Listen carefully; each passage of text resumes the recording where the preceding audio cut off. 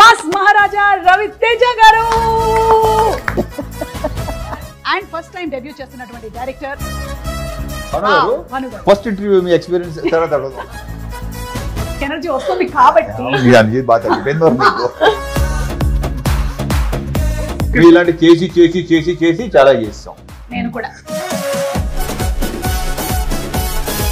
ఏదో తేడా మొదలు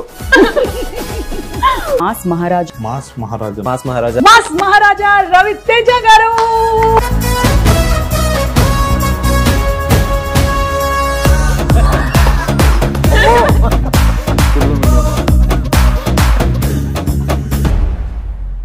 బెస్ట్ మెమరీస్ మూమెంట్స్ ఏంటండి? ఏం జరిగిందండి అక్కడ? నీకు ఎలా ఉంది ఎక్స్పీరియన్స్? భలే ఉంటాయి ఇలాంటి. అడగండి. అప్పుడు దాకా మన కష్టం, మనం ఉండలేము, అప్పుడు దాకా ఆగలేము. ఏమిటండి ఆ సాహిత్యం ఏంటండి? వద్దు వద్దు, అది అవదమ్మా, చెప్పిస్తావు. నేను ఆయనతో ఇప్పుడు ఇది 4వ సినిమా. ఇప్పుడు ఇక్కడ ఏంటంటే ఇది మీ హోమ్ ప్రొడక్షన్ కదా, మీ బయట రారు కదా, ఇక అక్కడే ఉంటారు. ఇక అదేం లేదా నా బలవారి. అదే ఎలా ఉన్నావు పొద్దున, మళ్ళీ హీరో గారు సాయంత్రం కూడా అదే ఓకే బాయ్, ఇదే ఎనర్జీ. కట్ ఇప్పుడు చెప్పలేదు నాకు.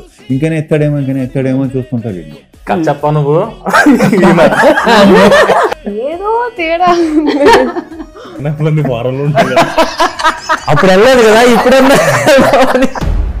అసలు మీకు ఏంటి, మీకు అసలు ఇది ఉమెన్ ఎంపవర్మెంట్ ఇది ఏంట్రా నాయన, అక్కడ ఏం జరిగిందని? వంశీ గారి స్పీచెస్ ఎంత హైలైట్ తెలుసా? ఆయన ఏమైనా మాడుతుంటే లిటరలీ వంశీకి ఫ్యాన్స్ అసోసియేషన్ ఉంది. ఎగ్జాక్ట్లీ. కొడకల్లారా రాకపోతే చెప్తా మీ పని. గొడవలు జరగడం కానీ, అరుపులు కేకలు, అక్కడ వరకు వెళ్ళకపోయినా ఇన్స్టెంట్ అరుపులు హీరోలతో ఎవరైనా అరుపులు కేకలు వెళ్తే కామన్ సెన్స్ ఉంది.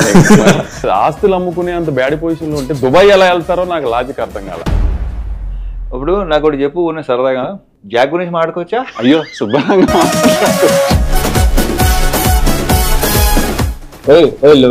లేవు అలాంటి ఏంటంటావు? ఏదైనా పర్లేదు ఏంట్రా, ఏదైనా పర్లేదు ఏదో సూపర్ ఫిల్మ్స్. అందుకే పెద్దగా వర్కౌట్ అవ్వాలి.